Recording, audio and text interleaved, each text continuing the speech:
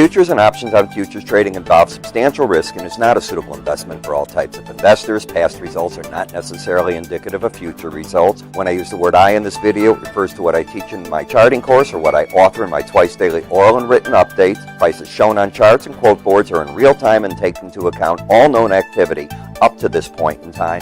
And if you'd like to read more of this disclaimer, simply hit the pause key on your video player. Good afternoon.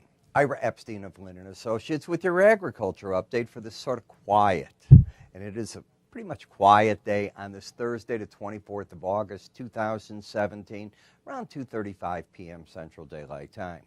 As you can see in the grains, a small up day across the board. Now, the beans kept getting pulled higher off this idea about the biodiesel fuel and stopping the import with pretty heavy tariffs out of, I believe it's Argentina and Indonesia, because we believe that they are dumping their oil here with government subsidies put within their own economies. Well, okay, so that gives oil a bit of a bid, bring the bean up, but as you'll see in a minute, all we're doing is getting back towards the 18-day average of closes in the beans, and that could be where the resistance sets in. Cotton got finally a nice bounce, and it did it once it lost that bearish embedded reading. Sugar market getting a good bounce. Cocoa, you're going to see a number of markets there. It's not because of the dollar, because the dollar, instead of being down to cause those bounces, it's actually up 14 points. And as you know, we have the Jackson Hole Symposium going on. Tomorrow we get the speeches from Mario Draghi and Janet Yellen, and those will be potential market movers. They don't have to be, because both have said they're not going to say anything to move markets. We'll see if that's the case. But in the soybean market, off the lows that we made last week, on a weekly chart, we're now up from those lows about 24 cents, sitting here at 941 and a quarter. When you take a look at an area chart of closes, I'm going to call it an upthrust now as the market is moving higher. You can see that bit of a bounce from the 924 area, and up there about 22 cents off the lows on a closing basis. And here's what that rally's looking like just on a regular bar chart, which I have to still say is within that bearish parameter. However, the swing line did turn up. So the swing line's got a pattern of higher lows, higher highs. It's had that now for a couple of days. The first objective when that happens is often what I call the line in the sand, the 18-day moving average of closes. And tomorrow, that number today is 949 and a quarter. It'll drop tonight. So you're all of maybe, when it drops, you might be right on top of it within a penny or so. So look for that area to be resistance. If it pops through, well, the next resistance point is the 100-day moving average of closes. The important factor is you're entering the resistance point, and this all started as the market turned away from the lower Bollinger Band up there. In terms of momentum, when you lost the embedded reading, and I'll take you back to when that occurred, which was on Tuesday of last week, that set up the potential test of price and the 18-day average coming together. You can see how this has worked now each day, all right? So since that has occurred, you're just about on track to do that. In the meal market, as long as you keep the embedded reading, you're bearish. Now, because of how it's turning sharply higher in the slow stochastic, tomorrow will be an interesting day in it. Yes, the market today got over the 301.30 and took out the bear trend that had been in place, but this rules over that. You still have the bias down. If the market rallies much, maybe the 305 area is where you go. If you start down from here, watch out below. You take out this 295 and the lower Bollinger Band comes into play again near the 291.60 area. Where you'd expect to see resistance, it is showing up in the soybean oil. Soybean oil's had what we'll call a vertical price run ever since those tariff ideas came, where the U.S. by November could go back in time. You heard what I said, back in time now to this month and say, okay, you owe us for all the oil you brought in. Already we've seen companies not shipping soybean oil in because of that. And that created a rally from 32.94 to today's high of 35.49. And if you'll notice, the Bollinger Band is acting perfect as it should, offering resistance. The other important part is that Bollinger Band is going pretty much sideways at this stretch. So maybe the market has spent most of its energy going up on this news. In the corn market, you still have the embedded reading. You're getting a little bit of a bounce, but you'll find resistance, in my opinion, on rallies up here. We're still getting in final crop report tours. We'll get more numbers as the week goes on, but they're pretty much out of the fields, and now it's just calculating how big the crop might be.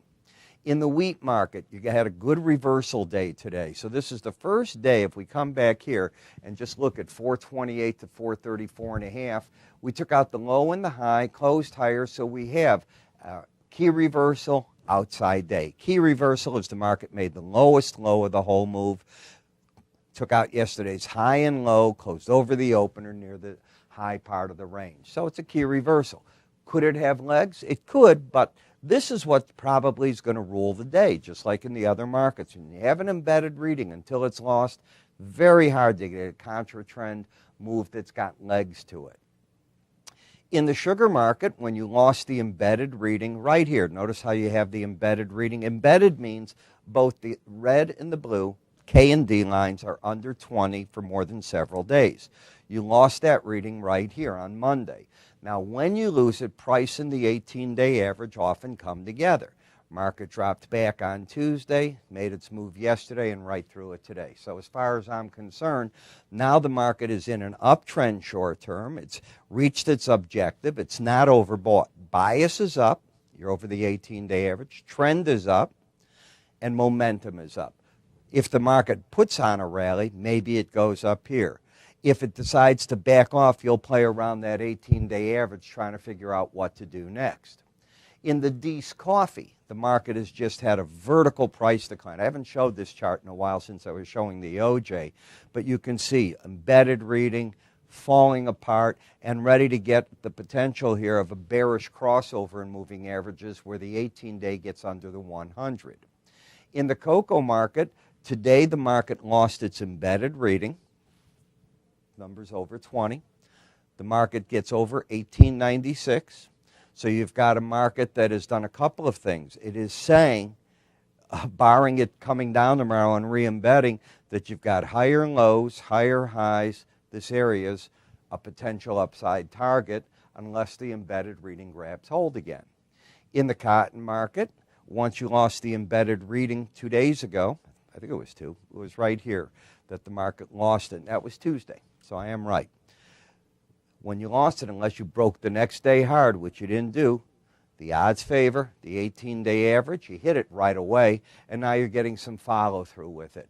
If it can keep following through, maybe you get it to the 70-94 area. But the good news is, for those that are bullish, you're not overbought. The bad news is these vertical price moves are very, very hard to catch.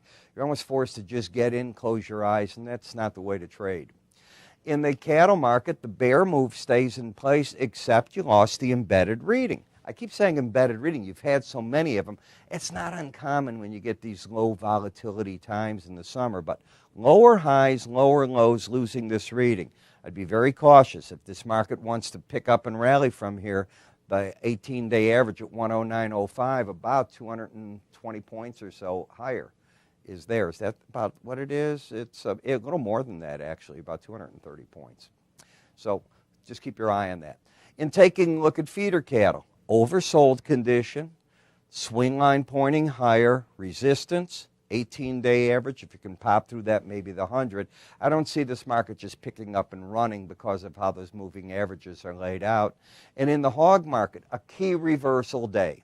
So the market went from 71.32 to 62.65, straight down, had a huge reversal until today's low is taken out. Some type of trade bottom is being attempted. That's the way to look at the market, but the trend is still down in that particular venue.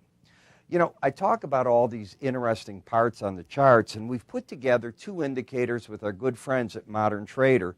And what they are is they're guides to technical indicators, and we have volumes 1 and 2. You can go to our website, www.iraepstein, to get it. You can call us at 866-973-2077. But you'll see, we're going to talk trend lines, we're going to talk about moving averages and the different oscillators that you use, chart patterns that I often bring to light for you, different trend lines, which in fact today I'm going to show on a couple of charts here. So you'll get a feel for what's going on, especially in the metal update, because I do show some of that information. I don't know if you're going to be able to see the icon on the YouTube. We've been having trouble getting it to take again, but if not, remember, just go to www.iraepstein.com. You'll see a carousel of free offers. Click on it, away you go, or underneath us on a number of websites. It'll say click here for Ira's free information. Do so, and away you go. I'm Ira Epstein. Have a great day.